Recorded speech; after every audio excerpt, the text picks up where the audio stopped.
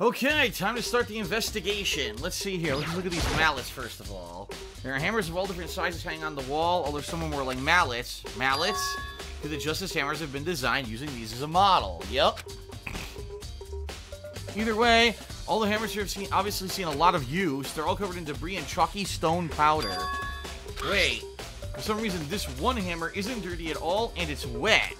Did someone wash it recently?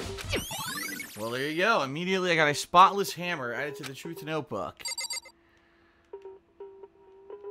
What do we got here? There are many aspects to the incident this time, too many to be honest. Considering that, it may be good to look back on everything that's happened. So then... Would you like my help? Sure, why not? Let's look back. This morning, only 4 of us met up at the dining hall. Hina, Kyoko, you, and myself. We waited for the others, but nobody showed up, so we decided to go look for them.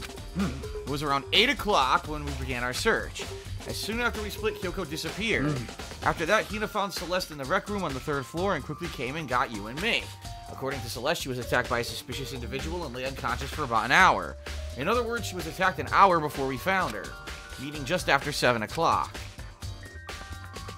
Based on the picture Celeste took, we discovered her attacker was dressed in a strange costume. It was Robo Justice. It also became clear that this Robo Justice had dragged Hifumi away. After meeting up with Toko and Byakuya, we began searching for the costumed assailant. We found an injured Hifumi in the library on the 2nd floor.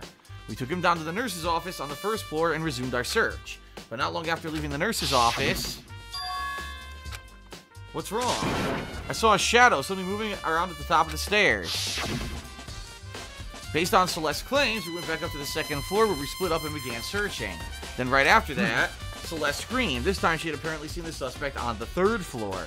Yeah, it's funny. Celeste is an integral part of this entire thing. Now that she's recapping it, I'm seeing it. Celeste supposedly was the first person attacked, yet no one saw it, right? Celeste told them, oh, I saw a shadow. Oh, there's someone up on the 3rd floor. She was the one who was guiding them all around the place. Huh. Hearing her screams, we quickly made our way to the 3rd floor. Celeste, what's wrong? That was a rather intense scream for someone like you. I saw him, the strange costume man. He ran off as soon as I screamed. I was blocking the stairs, so he headed further into the hallway and disappeared. And then... I heard the scream downstairs. What was that? That came from downstairs. It must have been Hifumi. He's in the nurse's office. This is bad. Come on, we have to go back. At that point, we decided to split up into 2 groups. Celeste, Hina, and I went back to the nurse's office. Meanwhile, you, Byakuya, and Toko pursued the suspect on the 3rd floor. When we got back to the nurse's office, we found Hifumi's corpse, which is also when we heard the body discovery announcement play. I left Celeste and Hina alone and headed back to the 3rd floor to tell the others what had happened. However... But at that time, we discovered Taka's body in the equipment room, which means Hifumi and Taka's bodies were discovered right around the same time. Because I remember hearing the body discovery announcement play right after finding Taka. That's when I showed up and told you and Byakuya that Hifumi had been killed, right? Then Yumi and Byakuya all headed back to the nurse's office, leaving behind Toko, who'd fainted. But as soon as we left the physics lab, we ran into Celeste, who arrived to tell us something very unusual. Hifumi's body disappeared. We hurried back to the nurse's office to discover that his corpse was in fact gone. Then we remembered we had abandoned the unconscious Toko and rushed back to the equipment room. This can't be happening. Are we hallucinating all this or something? This time, Taka's body had disappeared. You know what I'm realizing? Now that we're recapping, there's a mistake here. I already know the mistake in the timeline. Here it is, right? So, according to Makoto, she's saying, oh, the bodies of Hifumi and Taka were discovered roughly around the same time, right? Here's what I'm thinking. When we heard the first announcement play, it was supposed to be for Hifumi being dead, right? But it wasn't, because Hifumi wasn't dead, remember? He later came back to life when Hina grabbed him. She cried on him and he came back to life. He didn't die until then, and that's when the second announcement happened. So, the truth is, I don't think Hifumi was dead the first time, and that first announcement that we heard play was not for Hifumi, it was for Taka. So I think there's things afoot here. There were people moving around behind the scenes, and Hifumi was involved at one point, but then ended up getting killed anyway. Like, I think he actually was in on it, and then ended up, you know what I mean? It's not as it seems. There's a switch in here. There's a double switch in the background, a twist, where I don't think that first announcement of someone dead has been found was for Hifumi at all, because he wasn't dead. I think it was for Taka, and then later on, the second one was for Hifumi. So, we'll see. But I think that's what it is, and I think that's why, you know, Hifumi was able to move around and everything. I don't think Hifumi was dead at all that first time. He was able to get up and walk himself around. That's what I think. Anyway, so from there we begin our search for both the missing bodies. After some time, Celeste told us she'd found the bodies and we all headed to the repository. And there we rediscovered the 2 bodies that had apparently vanished. And that brings us up to now. However, looking back, things have certainly been very active. If you want to look back at the case again, let me know and I'll find any time. Yeah, so I hear that's my theory. He didn't die until the very end. Right? So that means the first announcement was for Taka. Taka actually died way earlier than we're expecting or something like that. I don't know. Let's look at the bodies. Taka, he'll never move again. According to the Monokuma file, Taka died from a blow to the head. We found Justice Hammer 4 near his body in the equipment room. Is that what was used to kill him? There's a tarp laid out under his body. Did the killer use this to move his body? That way there wouldn't be any blood left behind while the body was moved. Aha! A blue tarp. What's this? I want to look at the cart behind him. Hifumi's big cold body's laying on the floor. His really big body. I mean, how on earth was the killer able to move someone so big? He wasn't. My theory is he moved himself. He wasn't dead. He was playing dead, and he wasn't dead.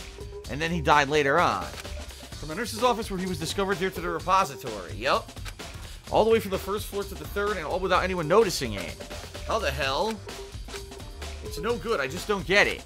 I can think about it later. For now, I have to finish investigating Hifumi himself. If I remember correctly, Hifumi's fatal injury was also a blow to the head. Probably from Justice Hammer 3, which was laying on the floor in the nurse's office. Oh, wait. Something's off about his body. Why am I getting this feeling? Something's different. Something about Hifumi's body in the nurse's office versus right now. That's it, his glasses. When his body was in the nurse's office, his glasses were covered with blood.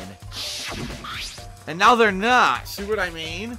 Because he had to clean them off to walk back over here, and then he was killed in here, I bet. Yeah, someone wiped his glasses off? No, he did. He was playing dead at first.